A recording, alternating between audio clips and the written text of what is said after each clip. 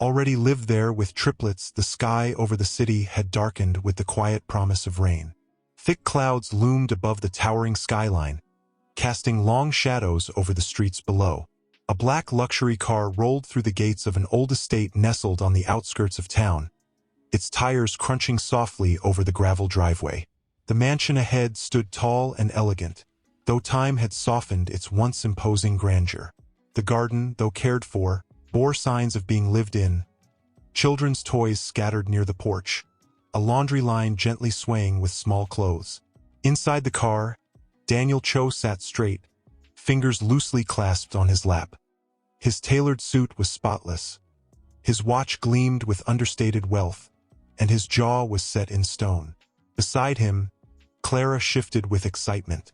She was young, radiant, and her lips curled into a smile that seemed more practiced than heartfelt. "Are you nervous?" she asked playfully, brushing her hand against his. Daniel turned his gaze toward the mansion but said nothing. He hadn't stepped foot in this house for 3 years.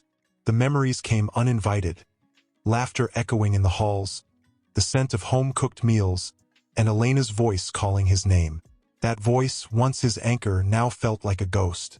Clara misunderstood his silence for hesitation. "It's perfect," she continued. "So much space, so private. And that garden, imagine weekend brunches there." Daniel nodded faintly. "I had forgotten I still owned this place." Clara's brow lifted. "You haven't been here since the divorce?" He shook his head. No reason to return. But there was a flicker in his eyes. An old wound reopened, not fully healed. The mansion wasn't just a property. It was the place where he had once believed in love, in forever. And it was where he had walked out, leaving behind something he couldn't quite name. The car stopped. A valet, surprised to see guests, quickly stepped out from the garage and opened the door. Daniel emerged first. The air was thick with earth and coming rain. Clara followed, high heels clicking against the stone path. They stepped onto the porch, Daniel fishing in his pocket for the old key. As the door creaked open, the scent of vanilla and lavender hit him. It wasn't stale as he'd expected. The place had been lived in. Confused, he stepped inside slowly. "Someone's been here," he murmured. "Probably a cleaning crew?" Clara offered, her tone light, dismissive. Daniel frowned. No, this was different. Shoes were neatly arranged by the door. A child's drawing was taped to the hallway wall. The furniture had been moved slightly. The living room, once pristine and cold, was now lived in, warm. Laughter, light, unfiltered, and young, spilled from the back of the house. Daniel froze. That sound. Children. His chest tightened. Clara moved forward, heels clacking toward the source of the noise. She peeked through the hallway and gasped. Daniel followed her gaze. In the backyard, a woman stood near the garden, her back to them. Her hair, long and dark, was tied loosely in a braid. She was hanging tiny shirts on the line. Nearby, 3 children, no older than 3 or 4, were chasing each other in circles, giggling and yelling names. "Elena," Daniel whispered, breath catching in his throat. His voice wasn't loud, but it was enough.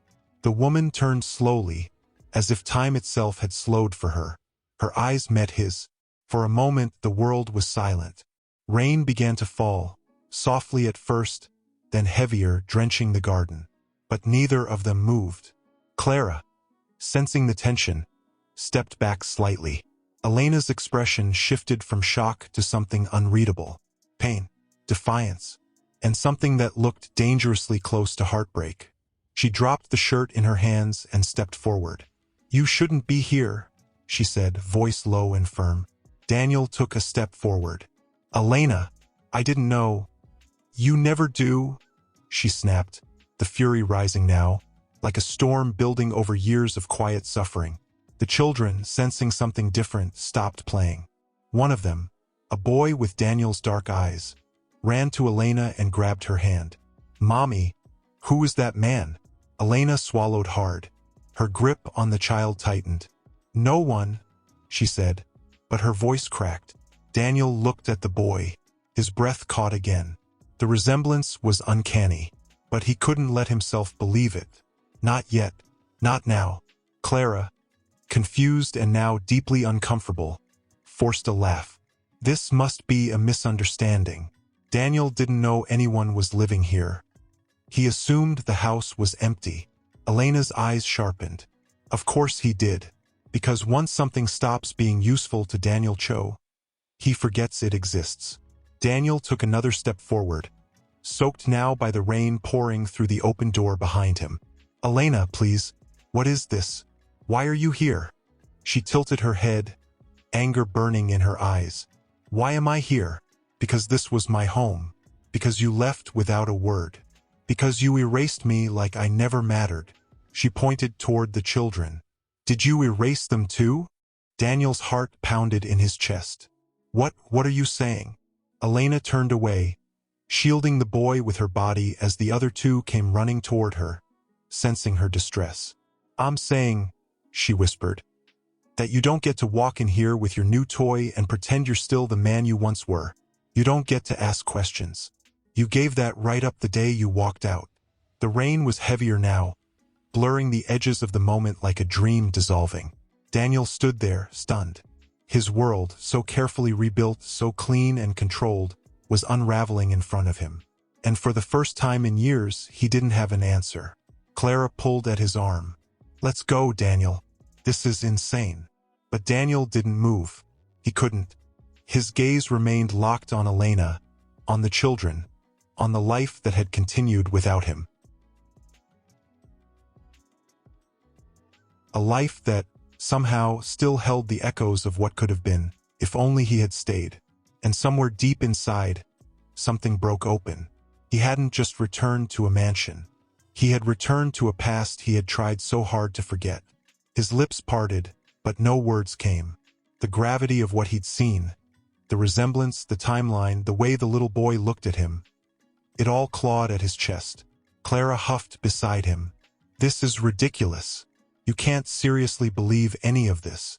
Elena's eyes flicked toward her, sharp and cold. You should leave. This isn't your moment. Clara scoffed. I live with him now. Everything involving Daniel is my business. No, Elena whispered, her voice quiet but firm. This is family. You're not part of that. Daniel raised his hand, almost as if to tell Clara to be silent, but he didn't look at her. His eyes remained fixed on Elena. A question trembled in the back of his throat, fragile and heavy all at once. Elena, he finally said, voice barely above a whisper. Are they mine? Elena stared at him for a long moment. Her face, once filled with youthful softness, now bore the marks of time, of hardship, of nights spent rocking crying babies alone, and days spent working jobs just to keep the lights on. Her lips trembled slightly, but when she spoke, her voice didn't break. You don't deserve to ask me that. Please. His voice cracked. I didn't know. I swear to you. She stepped forward, just enough to make her presence impossible to ignore. You didn't know because you didn't care to know. You walked out of that hospital room with nothing but your suitcase and your assumptions. Elena, he said again, pain seeping into every syllable. I believed you cheated on me. You believed lies, she snapped, because believing lies was easier than loving me through doubt. You left without listening. You let people whisper poison in your ears, and you drank it all. Daniel took another step closer, his shoes now soaked, rainwater mixing with the muddy path. I made a mistake. I was angry, hurt. I thought I was betrayed. You thought, Elena repeated bitterly, without ever asking, without looking into my eyes and seeing the truth. You were the one person who was supposed to believe in me, and you didn't. The children were silent now. They sensed something big was happening, something beyond their understanding but full of consequence. Lucas, the one who had clung to her leg earlier, looked between Daniel and Elena, wide-eyed. He tugged at Elena's shirt. Mommy, are you crying? She quickly wiped her cheek. No, baby. Just the rain. Daniel's throat closed. Tell me their names, he asked gently, like a man pleading to remember something he never got to know. Elena hesitated. Then, with a long breath, she said, "That's Lucas. The one with the shy smile is Leo. And the little girl with the serious eyes, that's Leah." Leah stared at him, curious and cautious. Daniel knelt, ignoring Clara's protests. His hands trembled. "Hi," he said softly to them. I don't know if I deserve to say this, but I'm Daniel. Elena interrupted. "They don't need to know you as anything yet. Not until I say they do." He looked up at her, pain naked in his eyes. "Just tell me one thing. Are they mine?" She turned away, walking toward the door, then stopped under the shelter of the awning. The children followed her, silent and obedient, her back to him. She said in a voice that sounded more tired than angry, "What difference would it make now?" Daniel stood slowly. The rain had washed away his pride. He had come to this mansion expecting to show off a new life to a new woman. Now all he could feel was regret so heavy it threatened to bury him. "I want to know them," he whispered. "Please, even if you can't forgive me, let me be part of their lives." Elena turned to face him once more. "You don't get to want things now, Daniel. You gave up that right the day you signed those papers and never looked back. Do you even remember what you said to me that night in the hospital?" Daniel shook his head slowly. "You looked me in the eye," she said, her voice trembling with remembered betrayal, "and told me that if I ever loved you, I'd disappear from your life, and so I did." Her voice cracked for the first time, and she swallowed hard to keep it from breaking completely. "You think you hurt me with your words? No, you hurt me when you didn't come back. Not after a week. Not after a month. Not even when I sent a letter telling you I was sick during the pregnancy. You didn't answer. Not once." His breath caught. "What letter?" She laughed bitterly. "Exactly." From behind him, Clara stepped forward, something ugly in her eyes. "Are you really going to stand here and let her blame you for everything? We both know she just wants something." Elena's expression didn't change. "You think I want money? I raised 3 children on my own, without a dime from the man who helped create them. I don't need anything from him. I've already paid the price for his absence." Daniel turned to Clara. His voice was ice. "Leave us." "What?" "I said go." Clara stared at him, stunned. "Daniel, you're not serious." "I am." She laughed, masking panic with cruelty. "You're going to throw me out for her?" He didn't answer. His silence was enough. Clara let out a bitter curse and stormed back to the car, slamming the door shut behind her. The engine roared to life. Daniel remained standing there, rain pouring over him, his chest hollow. Elena's eyes didn't soften. She didn't step forward to comfort him. But she didn't retreat either. That somehow was enough for now. Finally, she said, "You want to know them? Then show me. Be present. But don't expect anything. Don't come in like some hero thinking you can fix this." "I don't want to fix it," he whispered. "I just want to be part of it. Of them." A long silence passed. Then she stepped aside, leaving the door open behind her. "I make no promises, Daniel. I don't deserve any." And with that, he stepped inside, not into the house, but into the quiet ruin of the life he once left behind. Elena walked ahead of him, a towel over her shoulder as she quietly guided the children out of their damp clothes. She moved with calm precision, her hands practiced, her patience unmistakable. The children obeyed her gently, with the kind of deep-rooted trust that only came from being truly loved every day. Daniel watched from the threshold of the living room, his eyes tracing every detail. The once pristine white walls now held crayon drawings, some jagged, some full of color. A small bookshelf overflowed with storybooks, and a worn rocking chair sat near the fireplace. This place had changed. It had been transformed into something alive, something real. Lucas turned suddenly, mid-step, looking back at Daniel with a curious tilt of his head. He studied him for a long second, then pointed to a small box on the table. "That's mine," he said, his voice soft. "Wanna see?" Daniel blinked, surprised. "Can I?" The boy nodded eagerly, walking over and lifting the lid. Inside were dozens of marbles, a few mismatched puzzle pieces, and a tiny toy dinosaur with a broken tail. He held it up like treasure. "This one's Mr. Chomp. He's the boss of all the dinos." Daniel knelt slowly, almost afraid of moving too fast. "Mr. Chomp, huh?" he said, his voice catching slightly in his throat. "He looks very powerful." Lucas beamed. "He is. He protects the little ones, even if he's small." Daniel's heart twisted. "I think I would have liked Mr. Chomp too, when I was your age." The boy tilted his head. "How old are you now?" He smiled faintly. "Old enough to know I missed a lot." Lucas didn't seem to understand, not fully, but he nodded, accepting the answer. Children had a way of allowing the present to matter more than the past. From the hallway, Leah watched. She clutched a small stuffed bear tightly, her eyes sharp and cautious. She didn't trust him yet. She didn't smile, but she didn't look away either. Elena reappeared moments later with dry clothes for the children. Her gaze landed on Daniel and Lucas, and for a brief second, her face softened before hardening again. "Dinner's in an hour," she said simply. "You can stay, if you want to." Daniel nodded once, almost reverently. "Thank you." She didn't answer. She simply turned away and disappeared into the kitchen. He rose slowly and followed the sound of pots clinking, stopping in the doorway.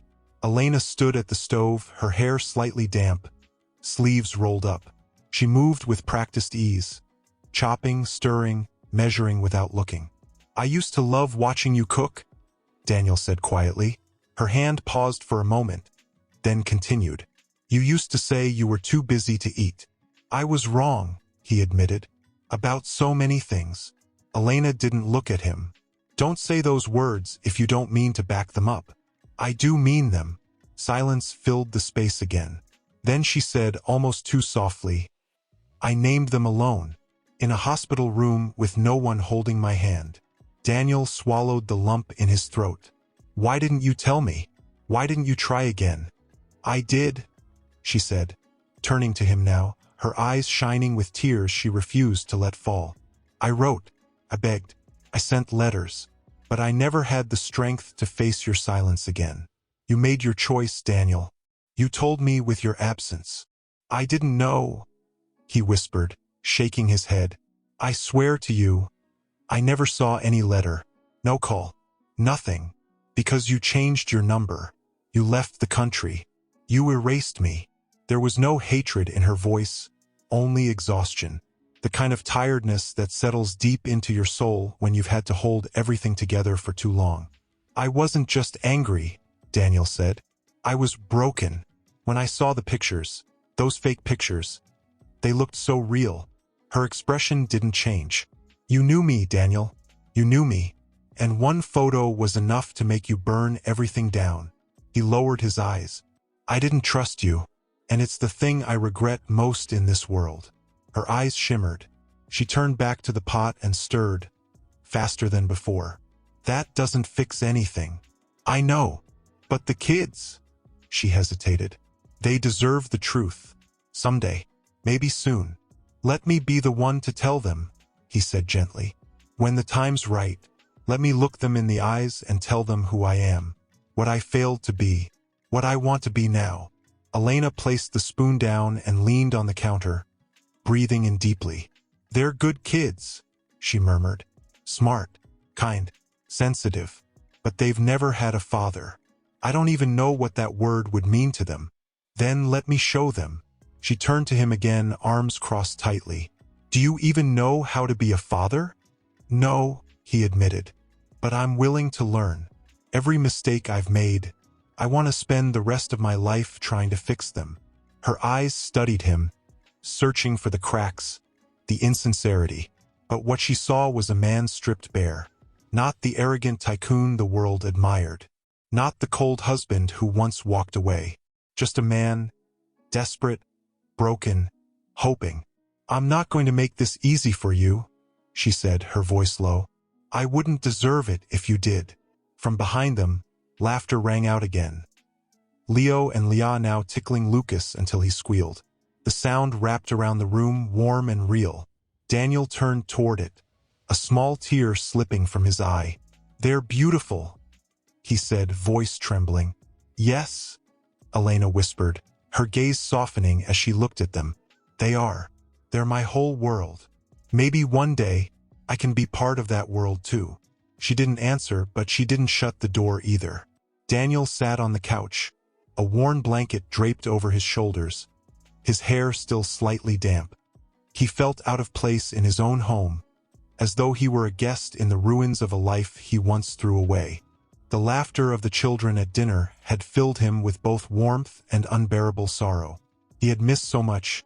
First steps, first words, birthdays, colds, tears, all those moments that mattered, all those chances to be there. And now he was a stranger trying to earn back time. Elena appeared in the living room doorway holding 2 mugs of tea. She hesitated for a second, then crossed the room and handed one to him without a word. He looked up at her with quiet gratitude. "Thank you," he murmured, wrapping his hands around the warmth. She sat down on the opposite side of the couch, her body angled away from his. There was distance between them. Not just the space of cushions, but years of pain and mistrust that hovered like fog between 2 mountains. For a while they said nothing. The ticking clock filled the room. Somewhere upstairs, one of the children rolled in their sleep, the bed springs creaking softly. Then Elena spoke, her voice low. "So, what happens now?" Daniel stared into his tea. "I don't know," he confessed. "I'm trying not to rush anything. I just want to be near them, to learn who they are." She nodded slowly, then asked something unexpected. "Why her?" He looked at her, startled. "Clara," she clarified, her eyes fixed on a spot on the floor. "Out of all the women you could have had, why her?" He exhaled, long and heavy, and leaned back against the couch. "She made me feel like I wasn't broken," he said honestly. "After we ended, I wasn't looking for love. I was angry, lost. She was there. She said all the right things, made me feel like I could erase the past. I convinced myself I didn't need closure. I needed distraction." Elena was quiet for a beat. "And did it work?" "No," he said. "It numbed me, but the pain never left. It just sat quietly beneath everything, waiting for the right moment to crush me." She finally looked at him. Her gaze was piercing but not cruel. "And now I don't want distraction," he whispered. "I want truth, even if it hurts." She took a slow sip from her mug. "I still remember the last night we spent here," she said. "You were working late like always. I made dinner. I waited. Then I fell asleep on the couch. When I woke up, you had already eaten in the office and gone to bed without even checking on me. I was an idiot," he said, his voice cracking. "I thought work was how I protected us, how I kept everything together. Instead, it's what tore us apart." He didn't argue. He couldn't. "And when the rumors started about me and the photographer from the campaign, I believed them," he finished, ashamed. "Without even asking you." Her voice trembled now. "You accused me of cheating, of betraying you, and you left, just like that. No fight, no questions, no faith in the woman you said you loved." "I was a coward," Daniel whispered. "I was afraid to be wrong. I was afraid to look weak. So I ran." Elena stood abruptly, walking toward the fireplace, her arms folded across her chest. Her voice was more fragile now. "I was pregnant when you left." Daniel closed his eyes, his breath catching in his throat. "I didn't know. I found out 3 days after you walked out, and I had no one to cry to, no one to share it with, no one to tell me it would be okay. I should have been there," he said, his voice thick with guilt. "Yes," she said, her back still to him. "You should have." Silence pressed down on them once again. Daniel set the mug down and stood slowly, stepping closer to her but not daring to bridge the final gap. "I don't expect forgiveness," he said, "but if you let me, I'll never walk away again." She turned to face him. Her eyes shimmered with unshed tears, but her voice was steady. "They don't know who you are yet. To them, you're just a visitor, a stranger. Then let me become someone they don't want to forget. She studied him, weighed his words. Then, finally, she spoke with a tone that carried more sorrow than hope. We'll take it one day at a time, Daniel. But don't promise anything you can't keep. Not to me. Not to them. I won't, he said, voice thick. I've already lost too much. She nodded once, then walked past him toward the stairs. As she ascended, her fingers brushed the wooden banister. Old, worn, familiar. Daniel remained by the fire, eyes fixed on the empty hallway where the warmth of her presence had just passed. He wasn't sure if this was the start of forgiveness, or just the mercy of her exhaustion. But either way, it was something. He sat up slowly, feeling the unfamiliar ache in his body from the stiffness of the sofa. But there was something grounding about that discomfort. Felt like penance, small and necessary. From upstairs, muffled sounds broke the stillness. The padding of small feet, soft voices, the creak of a door. Then came laughter, brief and bright, like the first break of light after a long storm. He stood, adjusting the blanket over the back of the couch, and followed the sounds into the kitchen. There, standing on a chair by the counter, was Lucas, his little hands gripping a plastic bowl. He was trying to stir what looked like pancake batter, his tongue poking out in deep concentration. Leah sat on the floor nearby, meticulously arranging berries in a circle on a plate. Leo was scribbling something on a sheet of paper with a blue crayon. And Elena, barefoot and in a faded sweater, stood by the stove, watching them with tired affection in her eyes.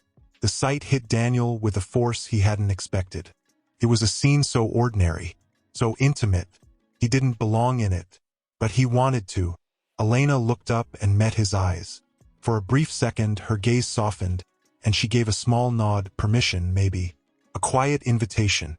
Daniel stepped inside. "Good morning," he said gently. The children looked up, pausing their activities. Lucas grinned. "We're making breakfast." Leah frowned slightly. "Only if we don't burn it again." "I didn't burn it last time," Lucas protested. "Yes, you did," she said calmly, without looking up from her berry arrangement. "It was black like a rock." Daniel smiled. "That sounds crunchy." Leo glanced up at him, his voice quieter than the others. "Do you like pancakes?" Daniel nodded. "I do. Always have." Lucas pointed proudly to the bowl. "I'm the chef today." Daniel crouched beside him. "Would you like some help, Chef Lucas?" The boy looked at him, thoughtful. Then he nodded. "Okay, but don't mix it too much. It makes them weird." Daniel chuckled softly. "Got it. Light hands." As they stirred together, Daniel's hand brushing his son's, something broke open inside him. A quiet wonder, a deep ache. He had missed this, all of this. Not just the big milestones. He had missed the mundane, the everyday magic. He had missed his son's voice saying, "Okay," with the casual trust of a child who hadn't yet learned betrayal. Elena watched in silence, leaning against the counter, arms crossed, her expression unreadable. Later, as the pancakes sizzled and the children began setting the table, Daniel took a quiet moment to stand beside her. "They're incredible," he whispered. "They are," she said, her tone flat. "But you're seeing their best side. They fight. They cry. They ask why their friends have dads and they don't." He swallowed. "Do they ask about me?" "Not anymore," she said, voice taut. "Not since they realized they weren't going to get answers." "I want to be the one to answer them now," he said. "Even if they hate me at first. I want to earn their trust." Slowly, she didn't reply. Then Lucas called out, "Mommy, the syrup is stuck again." Elena pushed off the counter, walking over to help. Daniel took a deep breath. They all sat at the table together. For plates, a shared dish of berries, and a man who didn't yet know where he fit, but sat down anyway. "Do you want juice?" Leo asked him quietly. Daniel turned, surprised. "Sure, that would be great." Leo nodded and stood to pour it, carefully, his small hands gripping the jug like it was a mission. Clink. The cup bumped the table as he set it down, and Daniel caught it before it spilled. "Good catch," Leo whispered, and for the first time he smiled. Daniel's chest tightened. The breakfast was full of laughter, syrup-sticky fingers, and childish interruptions. Leah asked how long he was staying. Lucas insisted they play dinosaurs afterward. Leo said maybe Daniel could draw with him later. These small moments, offered without fanfare, were like puzzle pieces falling into place. But then, as they were finishing, Lucas looked at him with a tilt of the head. "Why didn't you live with us before?" The room froze. Elena's hand hovered over her glass. Daniel's throat dried. "That's a very good question." Lucas waited, eyes wide and innocent. Leah stopped chewing. Daniel looked at Elena, asking for permission with his eyes. She gave a faint nod. "I made a mistake," Daniel said slowly, deliberately. "A very big one. A long time ago, I didn't understand how important family really is. And I left, before I even knew you existed." "Why?" Lucas asked again. "Because I believed something that wasn't true," Daniel said. "I thought someone I loved had hurt me, but I was wrong." "Was it Mommy?" Leah asked, her voice small but firm. Daniel looked into her eyes, those serious eyes that saw through everything. "Yes," he said. "I thought your mommy had done something to hurt me, but she didn't. I hurt her." They were silent for a moment. Then Lucas looked down at his plate. "You made Mommy cry?" he asked. Daniel's heart broke. "Yes." Leo's small voice cut in. "Are you gonna make her cry again?" "No," Daniel said, shaking his head. "Never again." The silence that followed was long and heavy. Then Lucas wiped his mouth with his sleeve and said, "Okay, but if you do, I'm gonna throw a pancake at you." Daniel smiled through the sudden sting in his eyes. "That's fair." Leah didn't smile, but she looked thoughtful. Leo offered, "You can play blocks with me later if you want." And just like that, a door cracked open. Not wide, not yet. Daniel had spent the morning helping Leo build a tower out of blocks that nearly touched the bottom of the window frame. Every time it wobbled, Leo would panic, and Daniel would gently stabilize it, his hands patient and precise. It wasn't about the blocks, not really. It was about presence, about proving silently that he could be steady now. Elena had watched from the hallway, arms crossed, lips pressed into a firm line. She wanted to believe what she was seeing, but she'd seen too many promises dissolve before her eyes. And this one, this fragile possibility of a father, was not one she could let them hope for too quickly. As the tower finally collapsed in a cheerful mess, Daniel looked over to see Leah sitting alone by the bookshelf. She was pretending to read, but her eyes weren't on the words. She was watching him, studying him with quiet intensity, the way children do when they're trying to measure something they don't fully understand. He walked over slowly and sat across from her on the rug. "Hey," he said gently. "What are you reading?" She held up the book, Where the Wild Things Are, but didn't speak. "I used to love that one," he said, "though I always thought Max looked kind of lonely in his crown." Her eyes flicked up to his, surprised he knew the story. "He wasn't lonely. He was mad," she said finally. "Because nobody listened to him." Daniel nodded.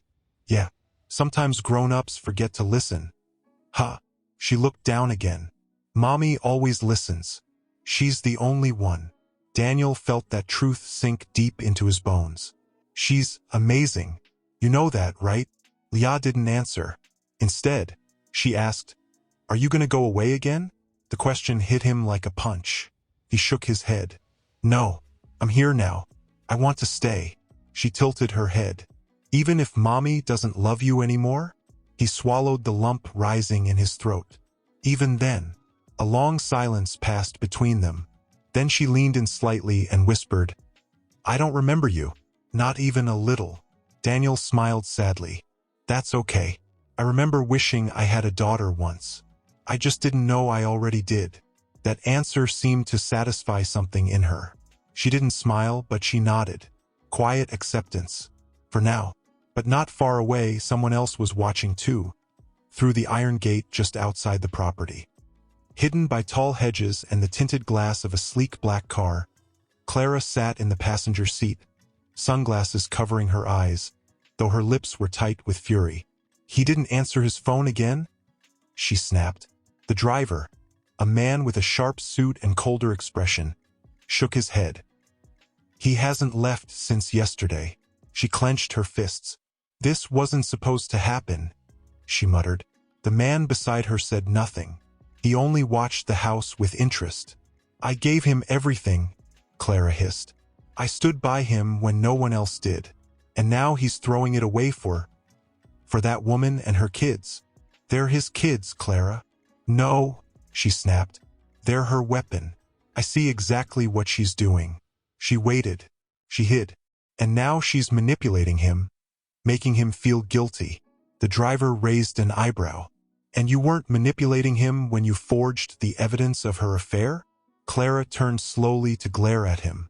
You were paid to make those photos look real. And they were, he said with a shrug. Real enough to destroy a marriage. She bit her lip hard. He wasn't supposed to go back.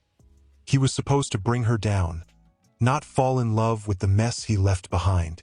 The man didn't reply. He merely lit a cigarette, cracked the window, and blew out a slow stream of smoke. Back inside the house, Daniel was helping Elena clean up after lunch. The children had run outside to play under the fading afternoon sun, their laughter rising like music through the windows. As they stood by the sink, their hands brushing occasionally, a quiet peace settled between them. Not forgiveness, not yet, but something warmer than indifference, something close to familiarity.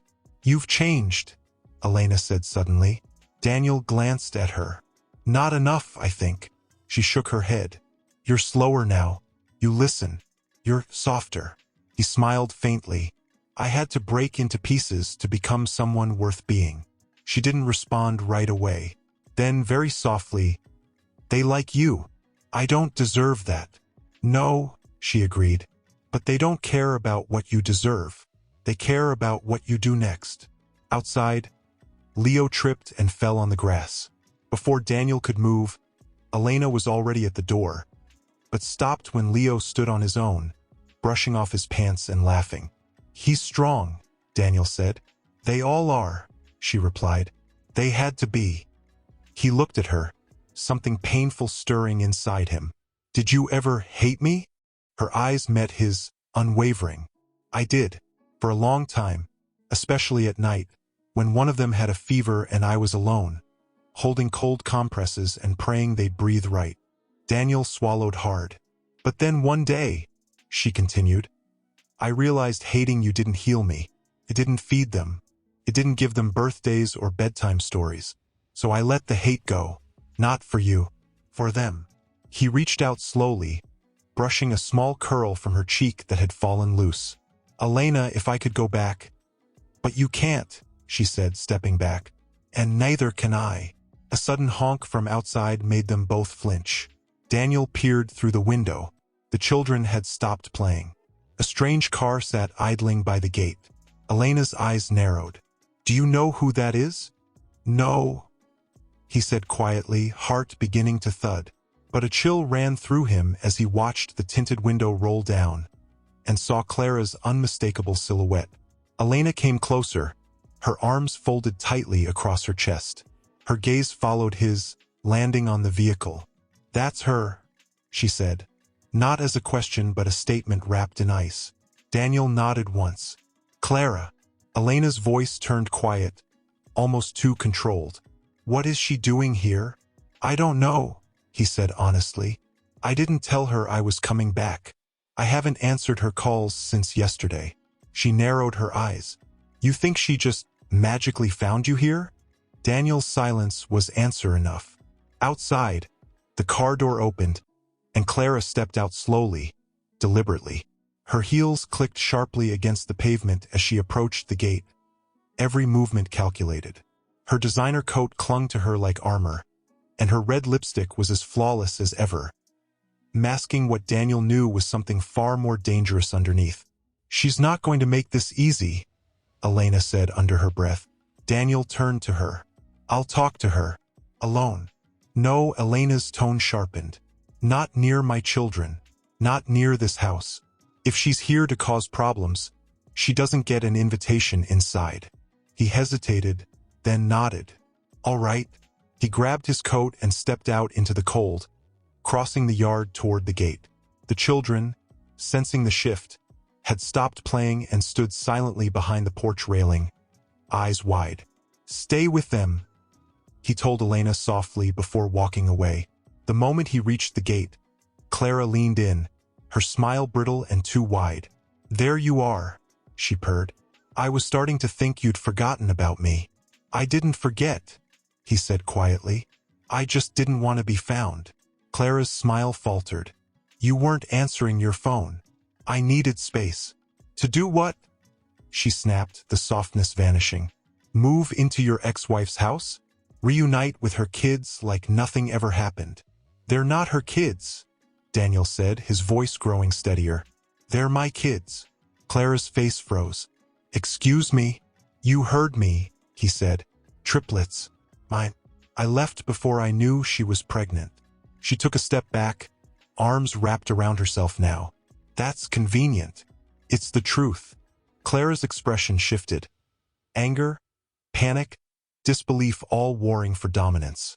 She's manipulating you, Daniel, she said, her voice trembling beneath the venom. You think she's just been waiting here, raising your children out of the goodness of her heart? She wants something. She wants revenge, or money, or to humiliate you. No, Daniel said firmly. She wanted nothing. She never even told me. She tried to once. I never got the letter. You're telling me you believe her now? Clara's voice cracked. After everything we've been through? After all the years I stood by you? You stood by me after you made sure she was gone, he cut in. You showed me those photos. You knew what they would do to me. Her lips parted. I didn't. Don't lie to me. His voice was low, deadly. I had them re-examined. The photographer who took them? Paid off. The timestamp? Fabricated. You destroyed my marriage. Clara's face paled. I loved you, she whispered. No, Clara. You loved winning. Tears welled in her eyes, but she didn't let them fall. Instead, she smiled again. A bitter, broken thing. So that's it? You're just going to stay here? Pretend the last 3 years didn't happen? Pretend we didn't happen? I'm not pretending anything, Daniel said. But I won't let you hurt them. I never wanted to hurt anyone, she hissed. I wanted you. I needed you. And I thought I needed you, he replied. Until I saw what you took from me.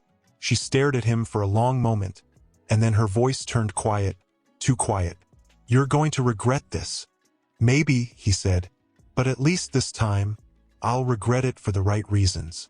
She stood there for a beat longer, her silence venomous. Then, with a sharp turn, she walked back to the car.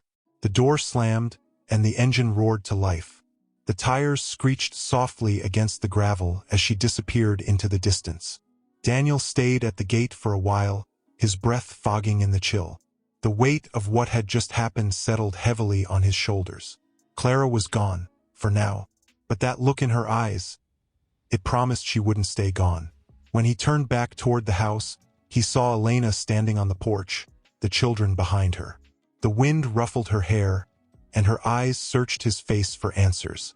She won't come back, he said as he reached her. Not if I can help it. Elena didn't answer immediately. Then, quietly, you told her the truth? Yes. And what now?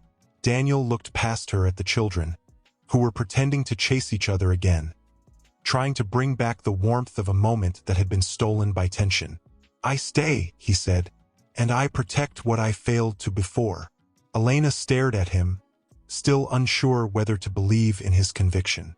Downstairs, Daniel sat alone in the dim light of the living room. The fire in the hearth was low, casting soft flickers of gold and orange on the walls. He stared into the flames, jaw tight, fingers entwined. Everything Clara had said still echoed in his mind. Her threats weren't loud, but they were clear. She'd never been one to walk away without trying to burn something behind her. When Elena entered the room, she moved quietly, wearing a sweater over her sleep shirt, her feet bare. She paused at the sight of him like she wasn't sure whether she wanted to speak or turn around. He looked up slowly. "You can sit," he said softly.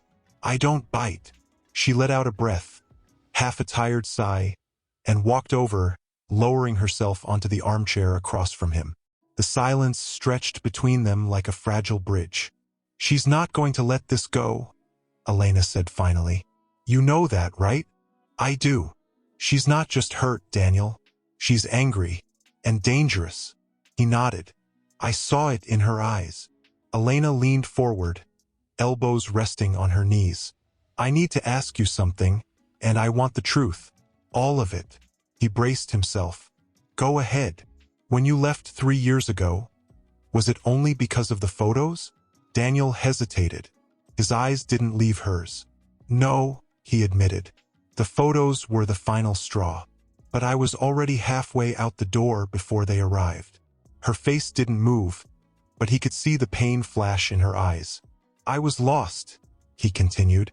"I'd built my identity around power and control, around being the man who never got fooled. So when doubts crept in about us, about everything, I didn't ask questions. I just pulled away. I worked more, slept less, shut you out." "You didn't just shut me out, Daniel," she said, her voice low. "You erased me. I know. And when I begged you to talk, when I cried in our kitchen and asked what was happening to us, I turned away." Her eyes shimmered now, the hurt still alive beneath the surface. "I used to think it was my fault. That maybe if I had just been quieter, or more patient, or less emotional." "No," Daniel interrupted gently, leaning forward. "Don't say that. You weren't too much.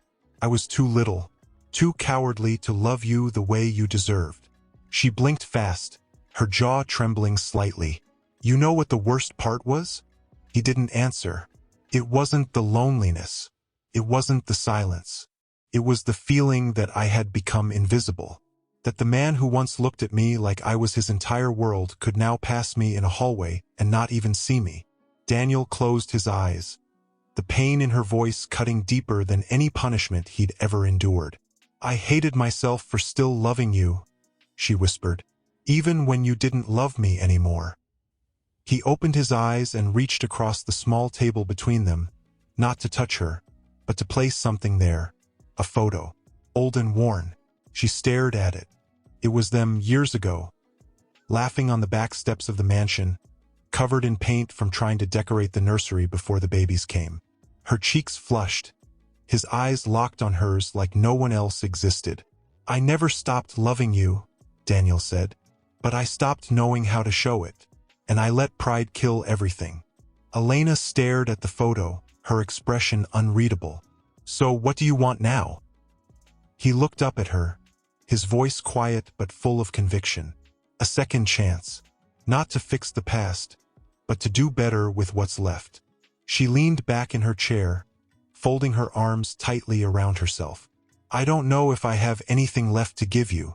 I'm not asking for anything today," he said. "Just don't shut the door." She didn't respond. From upstairs, the sound of a child crying pierced the silence. Both of them stood at once, but Elena moved faster. "It's Leah," she said, already heading for the stairs. Daniel followed, slower, unsure. When they reached her room, they found Leah sitting up in bed, her small body trembling, her cheeks wet. "I had a bad dream," she whimpered, holding her stuffed bear close. Elena rushed to her side and wrapped her arms around her.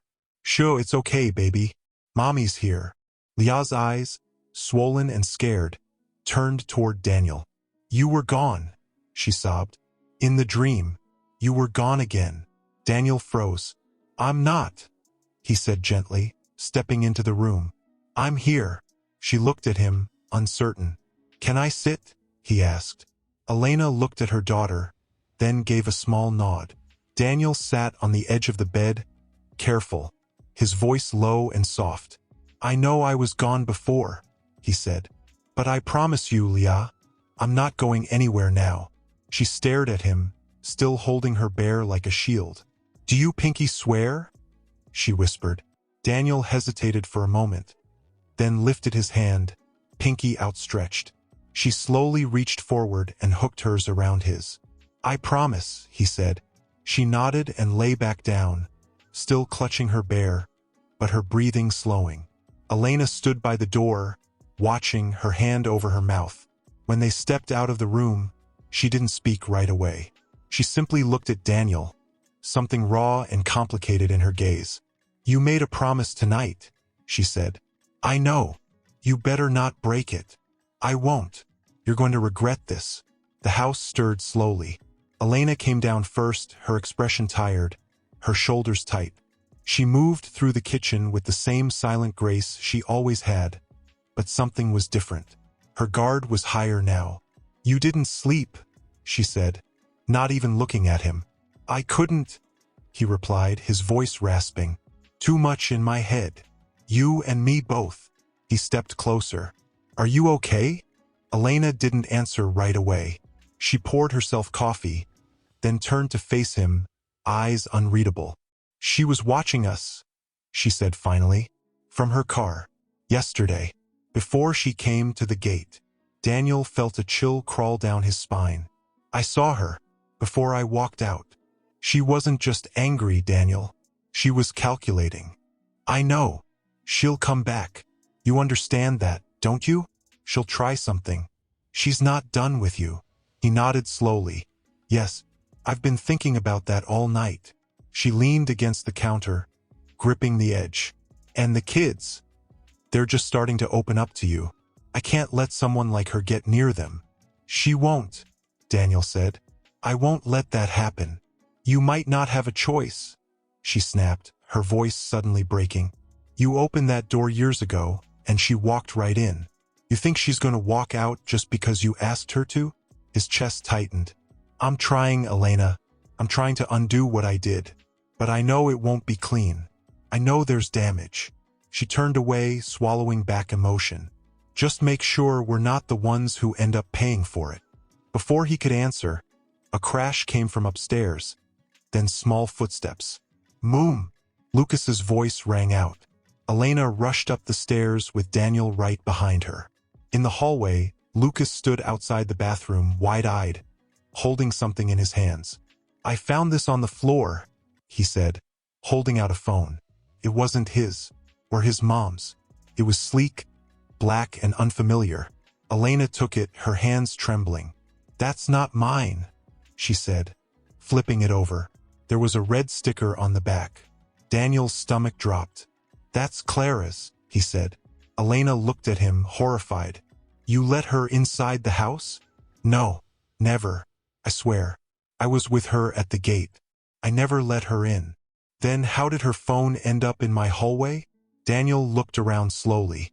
The hairs on his neck stood on end. "She was here," he whispered. "She came in somehow." Elena's voice dropped, her anger laced with fear now. "When?" "I don't know," he muttered. "Maybe before we saw her outside. Maybe last night. Maybe while we were upstairs with the kids." "Oh my God," Elena breathed. She grabbed Lucas and held him close. Daniel took the phone from her, unlocking it easily. It wasn't password protected. His heart pounded as he scrolled through the last messages. Most were to an unknown number, but one message chilled him to the core. "He's weak. She still believes she's in control. I'll get what we need. Just keep the pressure on the board." He showed Elena. Her hands trembled as she read. "The board of your company?" Daniel nodded slowly. "Clara's not just coming after me. She's setting something up. And it's not just personal. It's corporate." Elena looked up at him, her face full of disbelief. "She broke into my house, around our children, and you brought this into our lives." Daniel lowered his head. "Yes, and I'm going to fix it." "How?" "I'll start by finding out what she's planning, and who she's working with. Someone's feeding her information, maybe from inside my own company." Elena stared at him, furious and terrified. "You can't keep them safe if you don't know who's attacking you." "I won't let her get close again," he promised. "Not to them, not to you." But even as he said it, doubt crawled into the corners of his mind. Because Clara hadn't just come for revenge. She'd come prepared, calculated. She knew his weaknesses, and worst of all, she had no limits. Daniel looked down at the phone again, the screen still glowing. He didn't know it yet, but inside that device was a video, taken during the night while the house slept. A silent clip of Elena, sleeping with her children, her arm wrapped protectively around them. A shot through the slightly cracked bedroom door, from someone who had stood in that hallway and watched. The storm hadn't passed. It had just stepped quietly inside. The screen blinked once, then twice. A black background, a loading bar, and then static. Elena leaned closer, her eyes narrowing. Daniel stood behind her, his body stiff, hands curled into fists at his sides. He didn't dare breathe too loudly. A low hum filled the speakers. Then the screen cut to surveillance footage, grainy and black and white. The timestamp in the corner read, 2 years ago, Seoul, Park Avenue Hotel. Daniel's face went pale. He stepped forward instinctively. That's not what it looks like. Elena didn't blink. Her eyes locked on the screen. There he was, Daniel, walking down a hallway in that unmistakable confident stride, talking on the phone. And then Clara appeared, dressed in a sleek black dress, lips red, eyes sharp. She slid her hand around his arm and whispered something. The camera didn't catch the words, only the closeness, the way he didn't pull away, the way she smiled when he glanced at her. The screen flickered. The footage changed, now the hotel room door closing. Then Clara inside, laughing as she poured wine.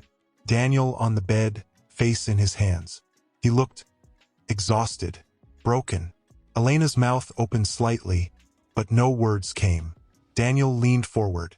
This was the night I signed the soul deal. I wasn't Elena. I didn't sleep with her. But the screen had already moved to the next clip. Clara walking toward the camera, alone, speaking directly into it. Her voice was calm. In case he ever leaves me, here's proof of what we were. I built him. He owes me everything. If he ever turns on me, I'll bury him. And her. Elena reached for the mouse, pausing the video. The silence between them was unbearable. Daniel's voice was hoarse. She set me up. That night, she kept pushing wine. I passed out in that room. Nothing happened. But you were there, Elena whispered. You went with her. You let her close. You didn't stop it. I didn't know what she was doing, he said, desperate now. I thought she was helping me recover after the divorce. I didn't realize how deep it all went until months later. She turned to him slowly, her eyes hollow. And you didn't think I deserved to know? I was ashamed. That's convenient, she said bitterly. You let me carry the weight of our failure alone while you drank wine with the woman who orchestrated it. Daniel stepped back, shaken. I didn't sleep with her, Elena. That's the only thing I held on to. I let her in emotionally, yes. But physically, it doesn't matter, she snapped. Do you understand that? It doesn't matter if you crossed that line or just stood on the edge. You still left me. You still gave her the version of you I begged for. He covered his face with his hands. I'm trying to fix it. All of it.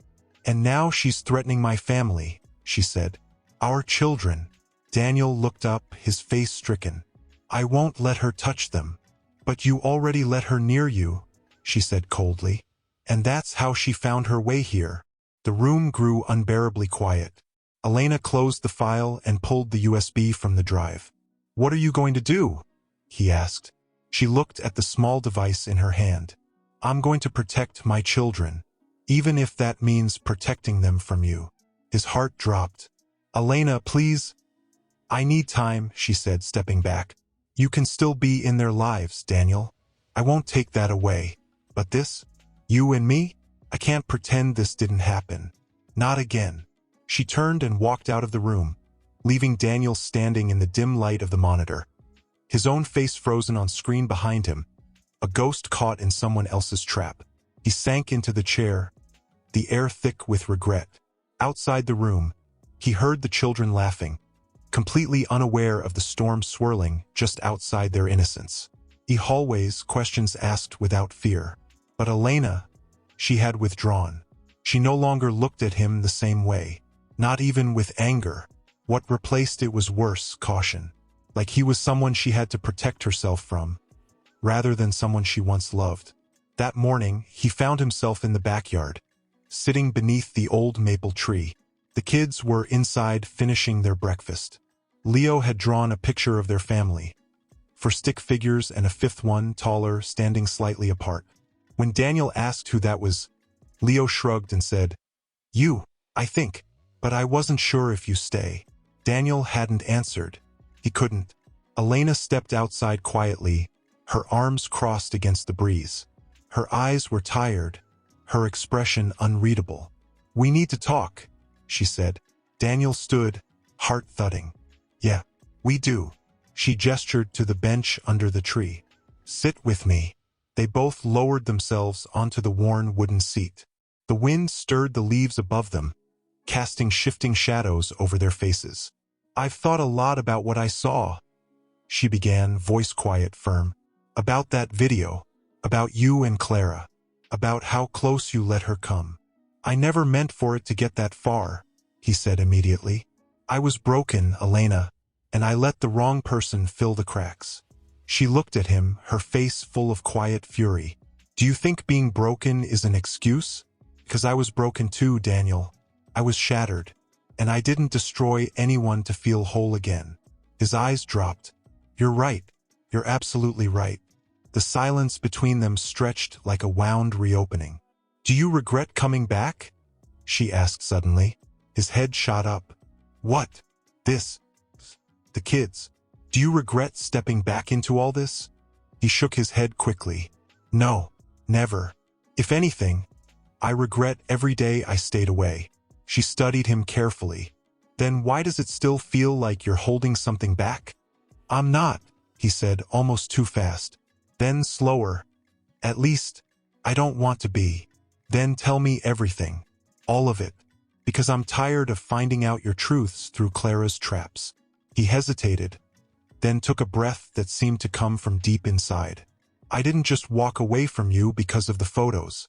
That's true. But it wasn't just doubt or pride either." He paused, voice faltering. "It was fear." "Fear of what?" "Of being exposed," he said quietly.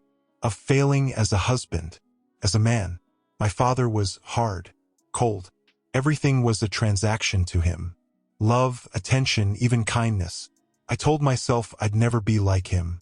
But the deeper I got into the business world, the more I saw his shadow in me." Elena blinked, silent. "I looked at you, pregnant, glowing, strong, and I panicked. I told myself I couldn't be what you needed, that I'd fail you and the baby, that I'd end up hurting you, like he hurt my mother. So when Clara handed me a reason to believe you betrayed me, I used it.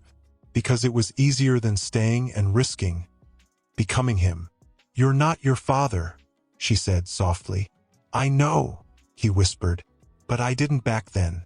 I ran because I was scared of the best thing that ever happened to me." Elena turned away, her eyes glassy. "Do you know how hard it was to be strong for 3 children? Every night I'd tell them a story about a brave knight, and I'd change the ending so the father always came back. Even when I didn't believe he ever would." Daniel wiped at his eyes. "I should have come back the moment I saw the truth. You should have never left at all." A long silence settled between them. The wind quieted. The sun slipped behind a thin veil of clouds. Then Elena reached into her pocket and pulled out the USB drive, the one with the video. "I didn't show this to anyone else," she said. "Not even the police. But if she comes near my children again, I won't hesitate." "She won't," Daniel said. "I've already spoken to my legal team. A restraining order is in progress. I've also launched an internal investigation at the company. I want to know who's helping her. I won't let her hide behind shadows anymore." Elena stared at him. "You're finally fighting. For you. For them. For what I should have fought for a long time ago." She looked away again, then whispered, "I don't know if I can forgive you, Daniel. Not completely." "I'm not asking for that today," he said. "Just let me stay in their lives. Let me earn my way back." Another moment passed. Then she gave a small nod. But if you disappear again, I won't, he cut in. I won't, Elena. I swear. From the kitchen window, Lucas waved at them, grinning with pancake syrup on his cheek. Elena raised her hand, waving back, but her eyes didn't leave Daniel. I want peace, she said. For them. For me. You'll have it, he promised. She stood slowly, walking back toward the house. At the door, she turned once more. And Daniel? Yeah. This is your last chance. Don't waste it. He nodded, heart aching. He had been a man with everything, and lost it because he couldn't love properly. Now he had a second chance. But not at love. At redemption. Confirm it, he said, low and clipped. I want the names. Every single one of them. On the other end of the line, his private investigator hesitated. We traced the login history of Clara's communications. There's one IP that keeps recurring. It's from within your company's internal network. Daniel closed his eyes, jaw clenching. Who? Pause. Then a name he hadn't expected. Samuel E. Daniel stood so fast his chair scraped hard against the floor. No, that's impossible. He's been feeding her financial reports, internal memos, and even emails. Some of the edits to those photos, they were processed through a system registered in his name. Daniel stared out the window, his reflection pale in the glass. Samuel E., his oldest friend. The man who'd stood by him at his wedding. Godfather to his children. Do you have proof? He asked, his voice thin now. I'm sending it to your secure email now. He ended the call without another word. For a long time he stood still. Betrayal had a specific kind of weight. He recognized it now. Not just pain, but the sharp realization that while you'd been rebuilding something broken, someone else had been cutting through the beams beneath your feet. Footsteps approached behind him. Elena. She had changed into jeans and a sweater, her hair pulled up in a loose knot. She stopped in the doorway, watching him with caution. You look like you've seen a ghost. I think I have, he said quietly. She moved closer. What is it? He turned to her slowly. Samuel. My friend. He's been feeding Clara information. Her expression didn't shift at first. But then her brows pulled together, her mouth tightening. The one from your board? He nodded. The one who vouched for the merger, who signed off on my leave of absence. The one who I trusted more than anyone else. Elena inhaled sharply. Why would he do that? I don't know yet. His voice cracked. Maybe it was money. Maybe revenge. Maybe he always hated me a little. Elena stepped around the table, reading the documents on his laptop. Emails, bank transfers, logs of deleted calls. Her fingers trembled as she scrolled. Clara used him to destroy your credibility. She planned to ruin you, Daniel. And it almost worked, he said bitterly. She sent that video knowing what it would do. She used Samuel's access to edit the timestamps, to leak sensitive files to the press. Elena looked up at him. So what now? I fight, he said. I call an emergency meeting with the board. I expose him. I clean out the rot I let fester. She nodded slowly. And if it's not enough? Then I lose everything, he said honestly. But at least this time, I won't lose it by turning my back on what matters. He stepped closer to her now, hesitating. You were right. About everything. I made this mess, and I'm not asking you to fix it. But thank you for standing here anyway. Elena gave him a long look. I'm not here for you, Daniel. I'm here for the truth. And for the children who still think their father can be a hero. He swallowed hard. I want to be. For them. For you. Her eyes softened, but only a little. Then go prove it. Not with words. With actions. He nodded, firm now. I will. She turned to leave the room, then stopped at the door. If you ever let someone like Clara into our lives again, Daniel. She didn't finish the sentence. She didn't need to. The look in her eyes said everything.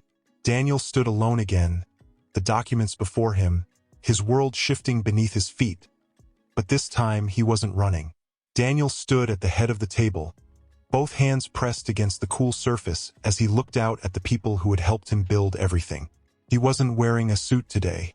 No silk tie, no power watch, just a black sweater and a pair of slacks. Clean, quiet, intentional. I called this emergency session, he began, because the foundation of this company, my company, is rotting, and if we don't act now, everything we've built will collapse. No one interrupted, but the tension was sharp, buzzing under the stillness. He clicked the remote in his hand, and the screen behind him lit up with a series of emails. Transactions, names, Clara's voice in a recorded phone call, the cold precision of betrayal written out in lines of code and timestamps. He turned to face them fully.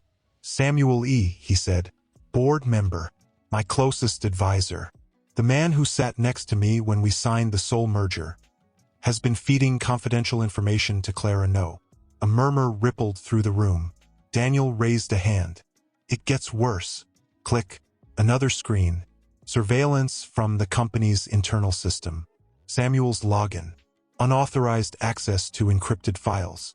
Confidential projections leaked 1 week before a competitor launched an identical campaign. He's been on her payroll for nearly 2 years, Daniel said, and with the help of Clara, he falsified documents, edited sensitive materials, and sabotaged key relationships. All of it to undermine my credibility and take control of this company when I fell. Samuel, seated at the far end of the table, spoke finally. Calm, calculated, dangerous. You're reaching, Daniel. No, Daniel said. I've arrived. He tossed a thick file onto the table in front of him. I had everything verified, independently, multiple sources. We have signatures, financial trails, timestamps. I know it's you. Samuel leaned back in his chair. So what now? You want to vote? You think these people are going to turn on me because of some manipulated screenshots? I think they'll protect the company, Daniel said quietly, because that's what we do. We don't let poison sit at the core of something we've spent years building. One of the board members, Marina Choi, spoke next. Is it true, Samuel? Were you working with Clara No? He smiled faintly. She wanted revenge. I wanted opportunity. We had a mutual interest. Disbelief broke out around the table. Marina looked shaken. Another member stood up. Daniel didn't flinch. I built this company on trust, he said, on loyalty, and I broke that once already when I believed lies over truth. I won't make the same mistake again. The room went quiet. Effective immediately, he said. I'm calling for the removal of Samuel E. from the board. Samuel stood. You'll regret this, Daniel. No, Daniel said, locking eyes with him. I regret staying silent for as long as I did. Security entered the room. Samuel's expression hardened, but he didn't resist. He straightened his coat, fixed his cuffs, and said one last thing before walking out. She'll come for the rest, you know. Clara doesn't stop until she wins. Daniel watched him leave, then looked back at the board. I'm ready for her. He stepped out of the building 2 hours later into the biting wind of late afternoon. His coat flapped behind him, his phone buzzing endlessly with calls, texts, updates. But none of that mattered right now. He needed to go home. Not to his penthouse in the city. Not to the corporate suite. To them. When he arrived, the house was quiet. Too quiet. He entered slowly, setting his coat down, listening. Then a voice. Elena's. Low. Sharp. He followed the sound to the kitchen and froze. Clara was there, standing in front of the children, who were seated at the kitchen island, eyes wide and confused. Leah had her arms protectively around Leo. Lucas clutched a spoon like a weapon. Elena stood between them and Clara, body rigid, face pale with fury. You were told not to come here, Elena said, voice shaking. How did you even get in? Clara smirked. Your nanny let me in. Poor girl didn't know any better. I just said I was an old friend. Daniel's voice cut through the air. Get away from them. Clara turned slowly, her face lighting up like it was all a game. Daniel, she purred. What timing? Step away, he said again. Now. Clara glanced at the children, then took a single step back. "I just wanted to say hello. That's all." "You came into this house," he said, walking forward slowly, "knowing you weren't welcome, knowing what you've done. And you thought I'd let you get within a breath of my children." Her smile twisted. "They're not just your children. They're the reason she has power over you. That's what this is about, isn't it, Daniel? Guilt, weakness, all of it, wrapped in 3 little faces." "I'm not weak anymore," he said coldly. "And I'm not scared of you." She laughed. "You should be." Elena stepped beside him.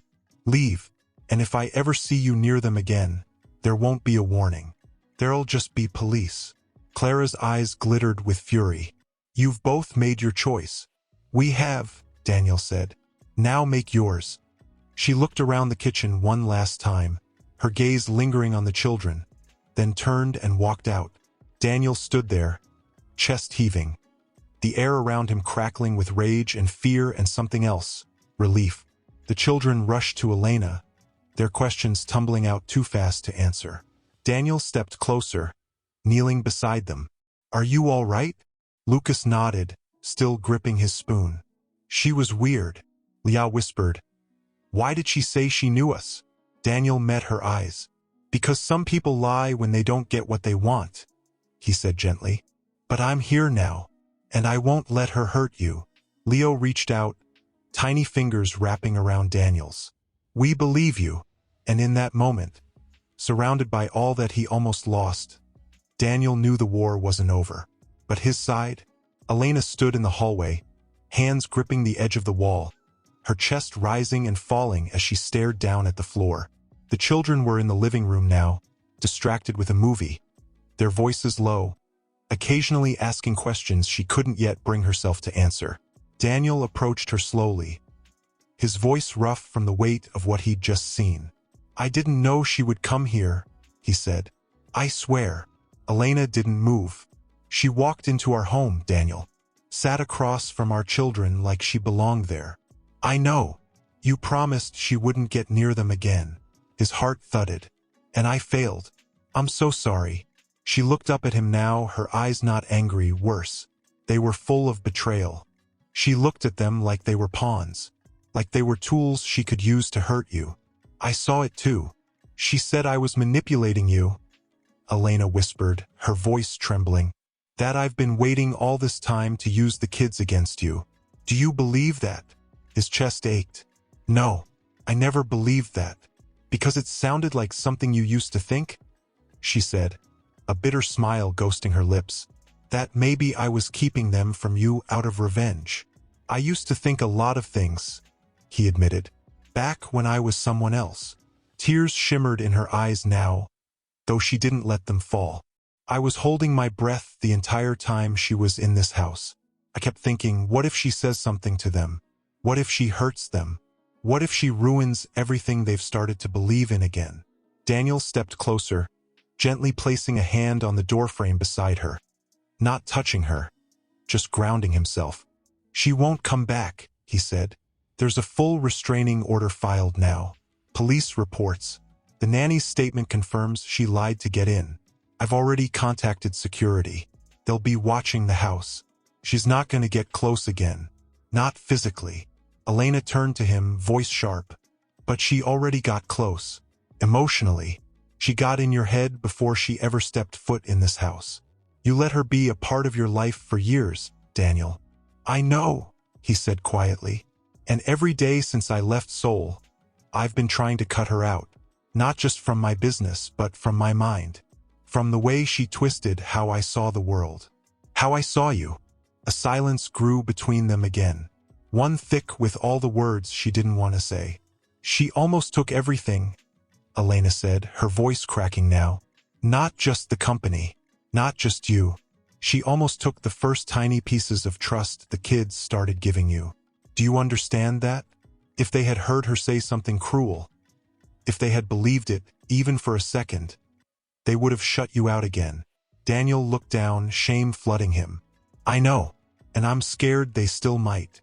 "You should be." There was no venom in her tone, just pain. "I would do anything," he said, lifting his gaze to hers. To protect them, even if it means walking away if that's what keeps them safest. Elena blinked. That struck something in her because she knew he meant it. She stepped back a little, exhaling, trying to calm the storm inside her. You keep saying you've changed. I have. Then stop trying to prove it with words. He nodded. Then let me show you. Let me show them. She hesitated for a long moment, then finally nodded once. You can stay. Daniel let out a breath he hadn't realized he was holding. But this time, she said, voice steadier, you don't just have to rebuild their trust. You have to rebuild mine too. I will, he said softly but surely. And you start tomorrow, she added, her tone shifting, firm again. No business meetings, no calls, no corporate rescue missions. You spend the entire day with your children. Pause. And you answer them when they ask why you weren't there before. Daniel nodded, his throat tight. I will. I promise. Elena looked at him for a long moment, then walked past him, back toward the living room where the children's voices still hummed through the house like a heartbeat. Daniel stood there alone for a moment longer. Clara was still out there, and her war wasn't over, and for the first time in years he meant to keep it. He was already downstairs, sleeves rolled up, standing in front of a pile of pancake ingredients he barely recognized. There was flour on the counter, on his hands, in his hair. The kitchen was warm with the smell of something, edible, maybe, and the faint sound of Leo's footsteps echoing down the stairs. Leo peeked around the doorway cautiously. You're cooking. Daniel turned with a sheepish smile, holding up a slightly lopsided pancake. Trying to. Leo giggled, walking over. It's kind of weird looking. Yeah, Daniel laughed. But weird-looking pancakes still taste good, right? Leo nodded thoughtfully. If there's syrup. Deal. Daniel bent slightly, offering his palm for a high five. Leo slapped it, then climbed onto the stool. Moments later, Lucas and Leah joined, rubbing their eyes, looking surprised to find their dad at the stove. You're really still here? Leah asked, half-whispered, as if unsure whether it was safe to believe. Daniel turned to her, wiping his hands. I told you I wasn't going anywhere. She stared at him for a second longer, then sat at the counter wordlessly. Elena entered soon after, wearing a soft cream sweater, her hair in a messy braid. She froze when she saw the scene. The three kids lined up like ducklings, Daniel awkwardly flipping pancakes in the middle of a flour-smeared kitchen. She leaned against the doorframe. You're making a mess. I am, he agreed. But a delicious one. She tilted her head, watching. Something unspoken passed between them. A breath held, a piece of distance shrinking. After breakfast, they gathered in the living room, where Daniel had set up board games and books, even a few drawings the kids had made that week.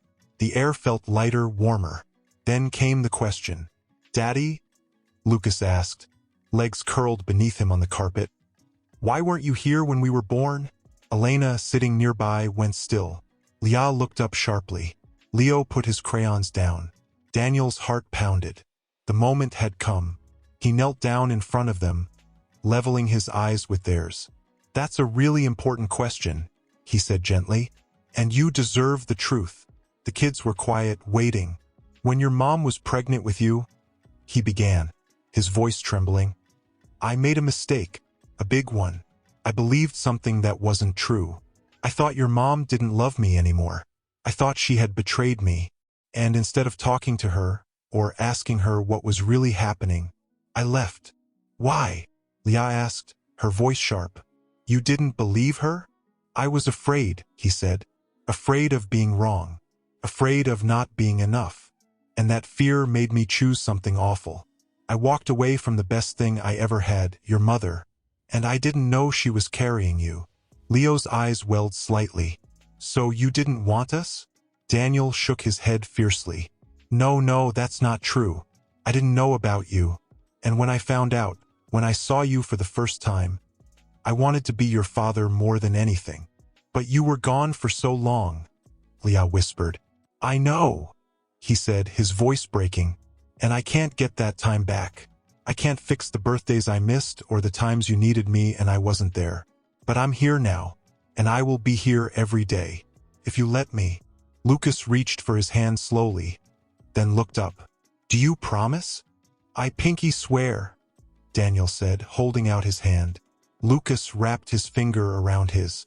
Leah hesitated longer, but finally, she leaned into Elena's side, watching Daniel with something new in her eyes. Not trust, not yet, but maybe the beginning of it. That afternoon, Daniel took them out to the park. They raced through leaves and chased each other through the trails. He lifted them onto the jungle gym, ran with them, laughed with them, really laughed, for the first time in years. And when the sun began to set, casting a golden glow over the field, Daniel sat on a bench beside Elena, breathless, eyes full of wonder. "They're everything," he said softly. "They always have been," she replied. He looked at her, not asking for forgiveness, not expecting it. But in the fading light, her hand brushed against his. Not a promise, but not rejection either. He moved down the hallway quietly, heart full and aching all at once. When he reached the living room, he found Elena sitting near the fireplace, her legs curled beneath her, a glass of red wine in her hand. She wasn't looking at him. She was staring into the flames, lost in her own thoughts. Daniel stepped in, hesitant. "Do you mind if I join you?" She didn't look up, but her voice was soft. "If you're quiet." He sat down across from her, the fire crackling between them. The silence stretched for a while, comfortable then heavy. "I didn't know a day like this was possible," he said finally. It felt whole. For the first time, she sipped her wine, not answering. "Elena," he continued, "can I ask you something?" She raised her eyes to his. "What?" "When I was gone, when you were raising them alone, what kept you going?" She let out a quiet, bitter laugh. "What choice did I have?" "I mean it," he said gently. "I think about everything you did, everything I missed, and I don't understand how you carried it all." She set the glass down carefully on the table beside her, then turned fully toward him. "I carried it because no one else would," she said, her voice low, laced with exhaustion that still lived in her bones. "Because they didn't ask to be born into a broken family. Because I looked into their faces every day and knew they deserved better than a mother who couldn't pull herself together." Daniel swallowed hard. "I should have been there." She didn't let him off easy. "Yes, you should have." Silence. Again. But this one burned hotter. "You know what the worst part was?" she asked, her voice trembling now. "It wasn't the money, or the long nights, or being exhausted all the time. It was the loneliness. The kind that makes you question if maybe you were the problem all along. The kind that whispers, maybe he left because you weren't enough." Daniel's throat closed. "Elena," and then I'd look at them, she interrupted, her voice breaking, "and I'd remind myself that even if you didn't choose us, I still could." He got up and knelt beside her, his eyes glistening. "I didn't choose right, but if I could go back." "You can't," she whispered. "You can't go back, Daniel." "I know," he said, his voice thick, "but I want to go forward with you, with them." She looked at him, her face a battlefield of emotions. Grief, anger, fatigue, and something tender, deeply buried. "I want to believe you," she said, "but belief doesn't come just because you want it. You have to earn it." He nodded. "I will. Every day, I'll earn it." Just then, a sound interrupted the moment. A buzz. Daniel's phone, vibrating on the table behind them. He stood slowly, checked the screen. His brows furrowed. "It's from an unknown number." Elena stood too, her arms folding across her chest. "Don't answer it." But he already had.